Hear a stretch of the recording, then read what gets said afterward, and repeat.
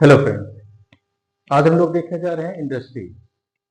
Industry raw material को finished good में बदलने का काम इंडस्ट्री करती है। इंडस्ट्री कई प्रकार की हो सकती हैं, एग्रो बेस्ड हो सकती है, नॉन एग्रो बेस्ड हो सकती हैं।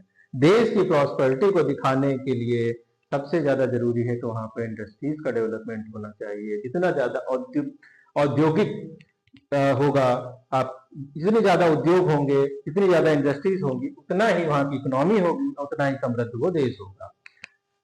भारत में इंडस्ट्रीज की शुरुआत बहुत पहले हो चुकी थी।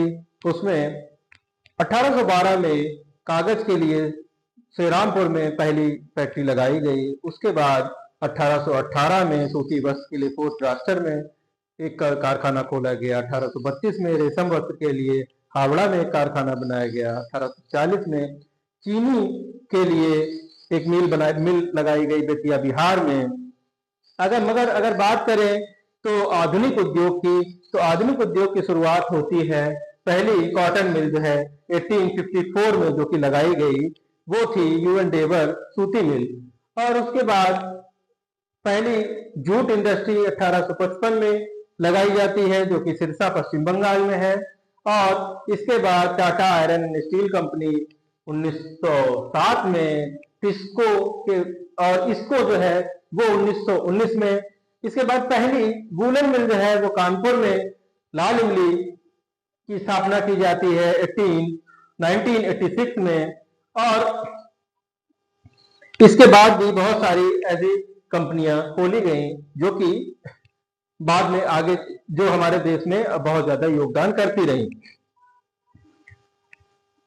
भारत में 3 राज्य हैं जो कि इंडस्ट्रियल स्टेट कहलाते हैं, जिनका मेजर कंट्रीब्यूशन है इंडस्ट्रीज में।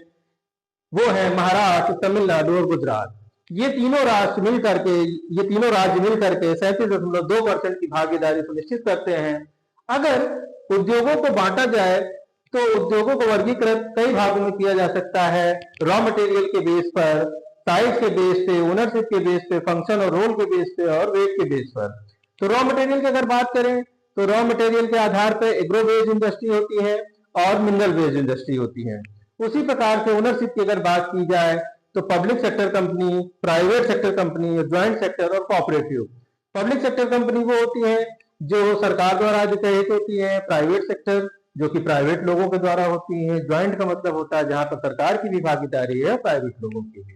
कोऑपरेटिव्स की बात करते हैं तो कोऑपरेटिव्स बहुत सारे लोगों का एक समूह होता है जो कि मिलकर के काम करता है, जिसका उदाहरण जो अमूल दूध जो आता है वो एक कोऑपरेटिव के द्वारा आता है। उसी प्रकार से फंक्शन और रोल की बात करते हैं तो कुछ इंडस्ट्री होती है जो कि बेसिक इंडस्ट्री कहलाती हैं, जो कि जैसे कि आयरन, स्टील, पेट्रोकेमिकल, ये सब बेसिक इंडस्ट्रीज हैं। वहीं पर अगर हम लोग बात करें तो कंज्यूमर गुड्स इंडस्ट्री होती है। कंज्यूमर गुड्स इंडस्ट्री का मतलब हो गया टूथपेस्ट, सोप या शुगर इंडस्ट्री। ये सारी जो होती है कंज्यूमर गुड्स जो है इंडस्ट्री होती है। उसी प्रकार से साइज के जो है आधार पर अगर हम लोग बात करें तो large scale industries, small scale industries, cottage industries, rural based industries हुआ करती हैं।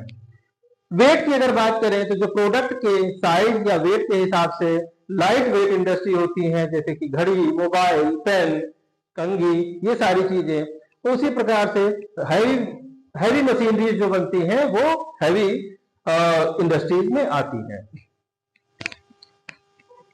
भारत में पहली पंचवर्षीय योजना में कई कंपनियों की स्थापना की गई थी, जिसमें एचएमटी है, Hindustan shipyard limited, UP government cement factory, Sindri fertiliser, ये सब पहली पंचवर्षीय योजना में ही खोल दी गई थी। इसके बाद दूसरे पंचवर्षीय योजना में उद्योगों के महत्व को और बढ़ाते हुए बहुत सारी कंपनियों को खोला गया, जिसमें Bhilai iron and steel company Soviet union के सहयोग से, राउरकेला जर्मनी के सहयोग से, रेणुकूट यूएसए के सहयोग से, दुर्गापुर यूनाइटेड किंगडम के सहयोग से, बाल्को सोवियत यूनियन के सहयोग से खोली गई। आज की डेट में अगर बात करें तो भारत में कुल मिला के 13 महारत्न कंपनियां हैं और 16 नवरत्न कंपनियां हैं। ये जो 13 महारत्न कंपनियां हैं, कोई भी कंपनी जिसका जो टर्नओवर है वो 5,000 के ऊपर का प्रॉफिट अगर देती है तो वो महारत्न कंपनियां होती हैं। ये जो महारत्न कंपनियां हैं इनमें प्रॉफिट 5,000 के ऊपर और टर्नओवर 25,000 के ऊपर का होना चाहिए। इसमें भेल, GAIL, SAIL, ONGC, Indian Oil Corporation, NTPC, BPCL, Oil India Limited और कुछ नई जो कंपनियों के नाम जोड़े गए हैं वो है power grid, power finance corporation limited, rural electrification corporation. तो इसके अलावा 16 नवरत्न कंपनियां भी हैं। फुटलोज इंडस्ट्रीज की बात करते हैं, ऐसी इंडस्ट्री जिनको लगाने के लिए किसी विशेष जगह की आवश्यकता नहीं होती है, वो फुटलोज इंडस्ट्री होती है। ज्यादातर जो गुड्स होते हैं वो फुटलोज इंडस्ट्रीज के अंतर्गत आते हैं, चाहे वो कंप्यूटर की फैक्ट्री हो, सॉफ्टवेयर की फैक्ट्री हो, मोबाइल हो या प्लास्टिक के बर्तन हो, ये सब इन सभी को किसी की स्पेशल जगह की जरूरत नहीं होती।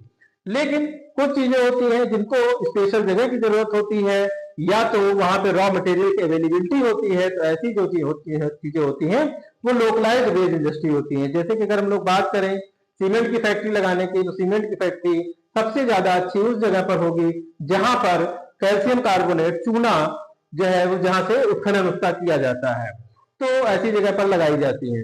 उसी तरह से अगर हम लोग फिल्म इंडस्ट्री की बात करें तो कैमरे में जो पिक्चर होती है वो उस समय ज्यादा क्लियर आती है जब थोड़ी सी नमी होती है, ह्यूमिडिटी होती है। तो ऐसे में जो तटीय इलाके हैं, जो कोस्टल एरिया है, वहां पर जो फिल्म इंडस्ट्री है उसको स्थापित किया जाता है, तो जिससे कि वहां पर पिक्चर की क्वालिटी बेहतरीन है।